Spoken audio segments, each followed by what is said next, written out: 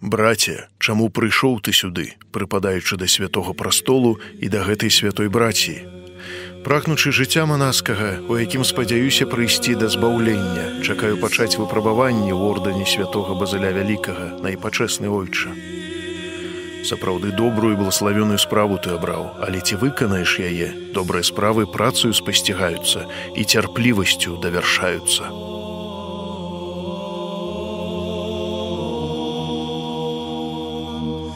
Такімі словамі распачынаецца абрад урачыстага прыняцця манаскага адзення і першы крок да манаскага жыцця у супольнасці манахаў святога Базыля Вялікага. Сёлета спаўняецца роўна 400 год з дня заснавання ордэна базыльянаў, аб'яднання асобных манастыроў Вялікага княства Літоўскага ў адну манаскую структуру – Віленскую кангрэгацыю Святой Тройцы. Гэтае аб'яднанне ажыццявіў уніяцкі мітрапаліт Язэп Вільямін Руцкі. Стаўшы на чале з'яднанай царквы, уладыка Язэп убачыў вострую патрэбу ў адзіным накірунку душпастырства. Дзеля гэтага ён вырашыў аб'яднаць манахаў, якія на той час жылі ў паасобных манастырах, у адзіны манаскі ордэн. Так з'явілася кангрэгацыя Святой Троіцы, названая так ад Віленскага свята-траецкага храму, выбітнага беларускага духоўнага цэнтру. Разважаючы над лёсам аб'яднанай царквы і аб тым, як прывесці яе верных да Хрыста, уладыка Язэп у верасні 1617 году піша: «Ад базыльянскага ордэну залежыць слава Божая і дабро верных грэцкага абраду, таму ён мае правесці гэты ордэн да найлепшай формы брацкага жыцця згодам пастановаў Базыля Вялікага».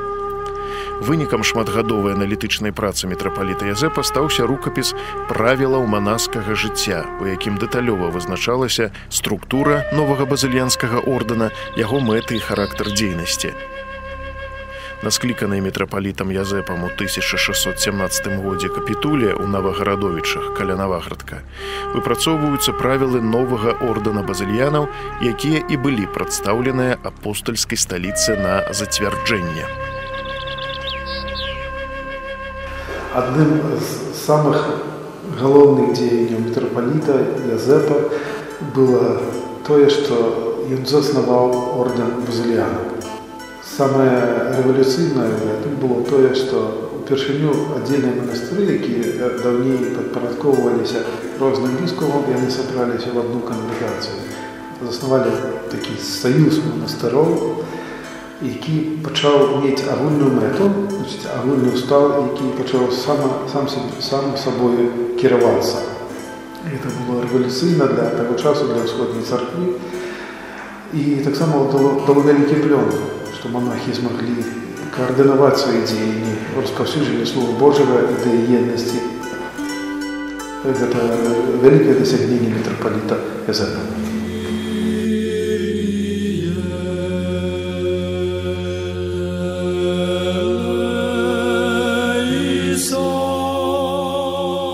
Характар любой манаскай супольнасці ўвасабляецца ў яе статуце. Статут ордэна базыльян вядомы пад назвай «Агульныя правілы святога айца нашага Васіля Вялікага».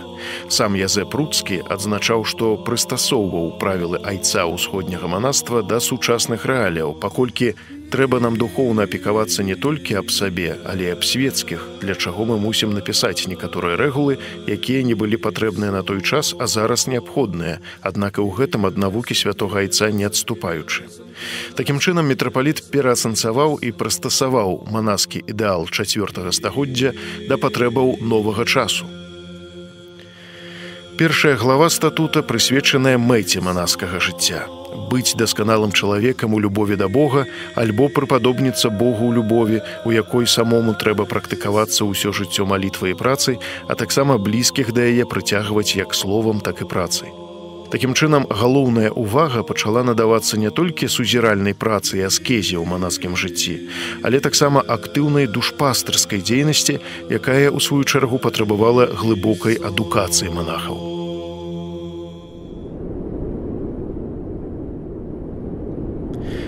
Брат наш пастрыгае валасы галавы сваёй на знак аддання сябе Господу і называецца новым імем сваім, каб, ходзячы ў навізне жыцця, удастоіцца назвацца тым імем перад тварам Хрыста і упісаным быць у кнізе жыцця у імя Айца і Сына і Святога Духа. Амін.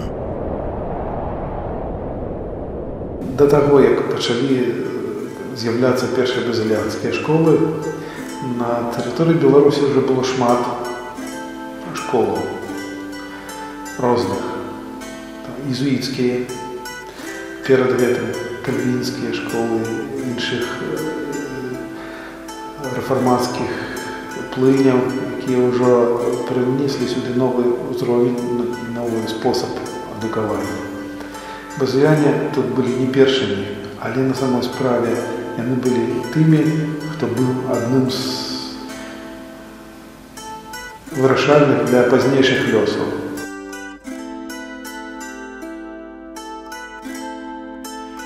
Менавіта асветніцкай дзейнасці базыльяне надзялялі асаблівую ўвагу, бо толькі яна дазваляла нанова ўзняць духоўны, культурны і інтэлектуальны ўзровень як святарства, так і шырокіх колаў вернікаў.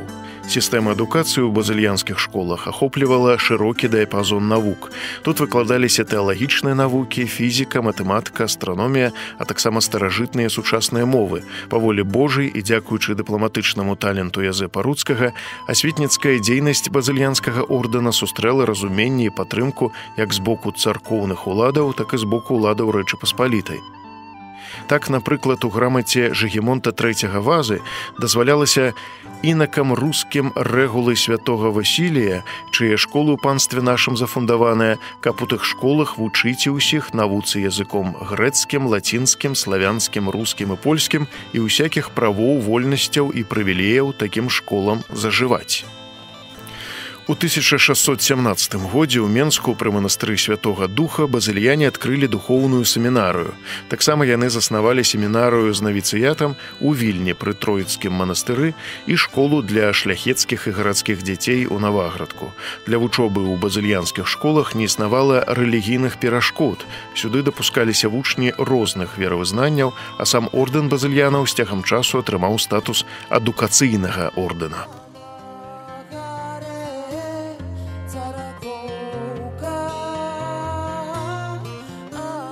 Гаворачы пра базыльянскі ордэн, мы не можам упусціць некалькіх важных для гісторыі і культуры і цяпер для культурнай спадчыны Беларусі некалькі важных месцаў, якія ўвайшлі заўсёды у гісторыю Беларусі, культуру Беларусі, як тыя, якія пачаліся з базыльянаў.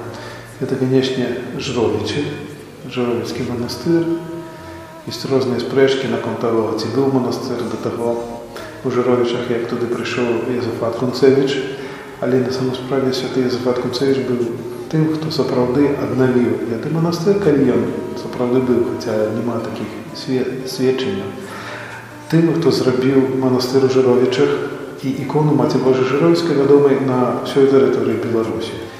Гэта таксама барон, адзін з цэнтраў, вельмі, можа, менш паводле значэння свайго, але тым не менш ікона Маці Божай Баронскай, звязана з яе гісторыяй, яна таксама звязана непасрэдна з гісторыяй ордэна базыльяна.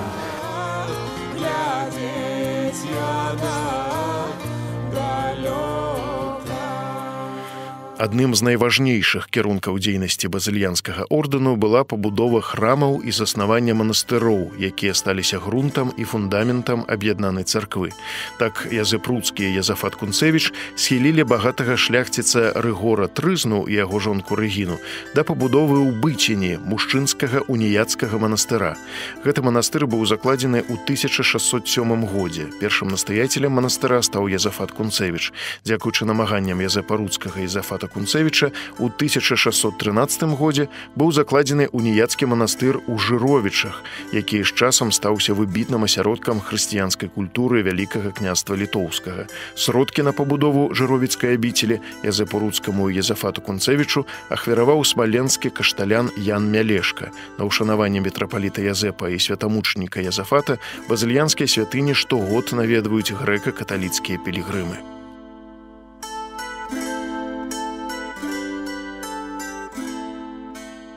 Хотелось бы так само узгадать этот факт про Бытинский монастырь. На самом справе он был этот монастырь, где святый Язафат был первым игуменом. И уже с Бытинского монастыря он был накирован как раз у Жыровіча. где заснавал так само монастырь. Бычинский монастырь был по померах больше, чем Жировичский. И там была наилепшая школа базыльянская, где просто наилепшие вучні Великого княства Литовского там навчалися.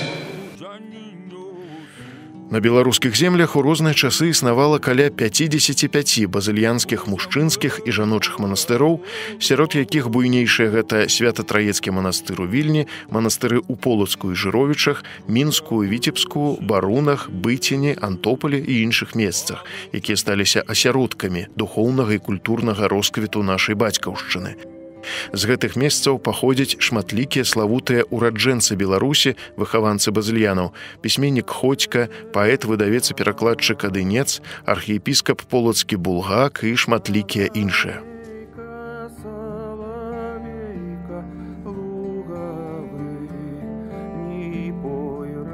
Иосиф Семашко, калі він вирішив ліквідувати церкву, так, в певному сенсі, здрадіць її з допомогою державної влади Росії і канчатково ліквідувати, то одним з перших його задумок, у плани його виходила ліквідація ордена.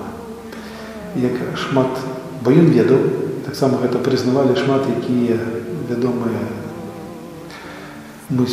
мислителі, наприклад, Михайло Бобровський, в своих переписцах згадывает, что это есть некий стрижень церкви. Для того, как ликвидовать церкву, треба було стрижень виняти. І це було зроблено з допомогою різних способів адміністративних, перш за все. Для того, щоб церква розсипалася. Це було зроблено.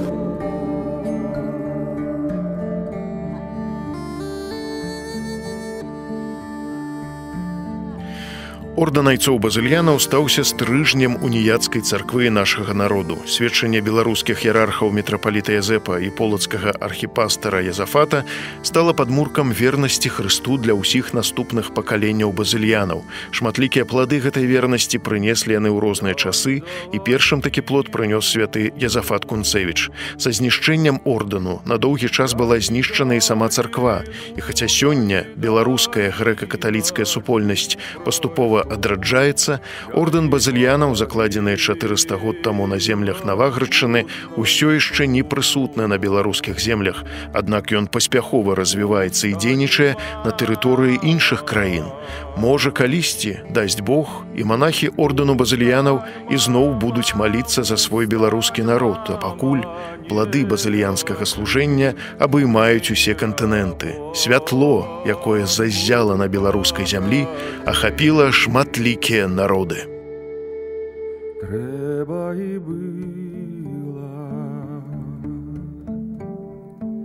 трэба і была, трэба і была вучыцца, як я ця.